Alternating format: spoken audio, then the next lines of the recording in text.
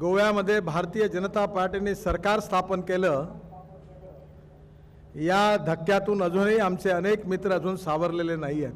मला एका काँग्रेसच्या नेत्यांनी सांगितलं की आम्हाला जेवायला बोलावलं होतं, डायनिंग टेबलमध्ये ताटं ठेवली होती, जेवण वाढलं होतं, पण कोणत्या खुर्चीवर कोणी बसायचं याची वाद आणि चर्चा आम्ही करत असताना तुम्ही आले, जेवले आणि जेवून निघून गेले आणि आम्हाला काहीच मिळालं नाही।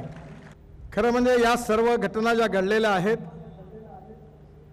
या विजयाचे खरे शिल्पकार जर कोणी असतील तर भारतीय जनता पार्टीचे अध्यक्ष अमित शहा हे खऱ्या अर्थाने शिल्पकार आहेत। तो अध्यक्षांनी मला घरी बोलावलं आणि मला सांगितलं, नितिन जी आप गोवा जाओ और किसी भी स्थिति में हमने सरकार बनाने का प्रयास करना चाहिए, ऐसा मुझे लगता है। त्यांनी सांगितल्यामुळे लगेच रात्री मी निघून गोव्याला आलो। आम्ही सर्व पक्षाच्या नेत्यांशी चर्चा केली, आज आपले जे मित्र पक्ष आहेत त्या सगळ्यांशी चर्चा केली।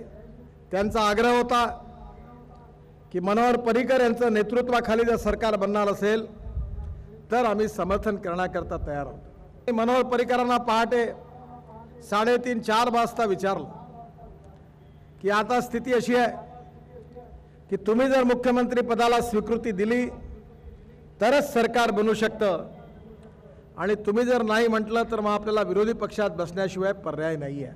माझी त्यांच्याशी विस्तृत चर्चा झाली। अर्ध्या तासाने पहाटे 4:30 वाजता मी अमित भाईंना फोन केला, त्यांना झोपेतून उठवलं आणि त्यांना वस्तुस्थिती सांगितली।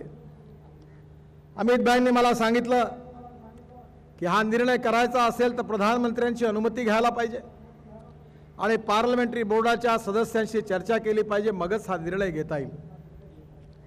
मी सांगितलं, अमित भाई एक पार्लमेंटरी बोर्डाचा मेंबर मी आहे आणि एक तुम्ही आहात, आपल्या दोघांचं मत जर असेल आणि तुमचं मत असेल की आपण सरकार बनवलं पाहिजे तर मनोहर स्वीकृती द्यायला तयार आहे। त्यांनी मला लगेच सांगितलं की माझं मत है कि अपन सरकार बनवलं पाहिजे और मनोहर जी की अगर इच्छा है तो जरूर हमने ये करना चाहिए, पर मुझे आप समय दीजिए।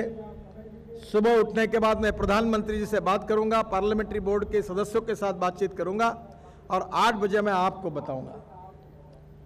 8 वाजता अमित भाईंचा मला फोन आला आणि त्यांनी सांगितलं की माझं प्रधानमंत्र्यांशी बोलणं झालं, पार्लमेंटरी बोर्डाच्या सदस्यांशी बोलणं झालं आणि हा जो निर्णय आहे मनोहरजींना मुख्यमंत्री करण्याचा, आपलं सरकार बनवणं आवश्यक असल्यामुळे तुम्ही आता याच्यात पुढे जा।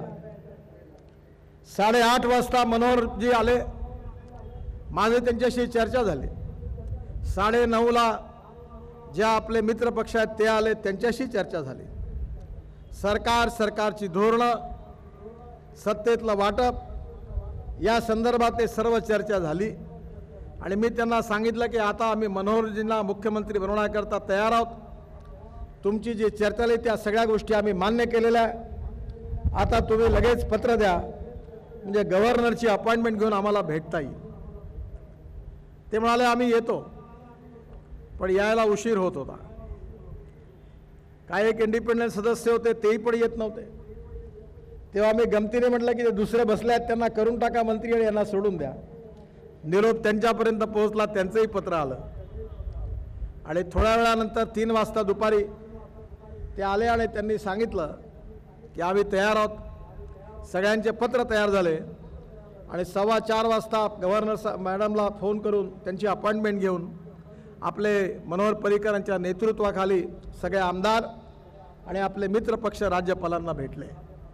मी मनोहर पर्रिकर यांचं मनापासून अभिनंदन करतो, त्यांना शुभेच्छा देतो आणि त्याचबरोबर या गोव्याचं सरकार निर्माण करण्यामध्ये किंग मेकरची भूमिका वठवणारे आमचे अध्यक्ष यांनी योग्य वेळी अचूक निर्णय घेतला आणि गोव्यामध्ये भारतीय जनता पार्टीचं सरकार स्थापन करून दाखवलं।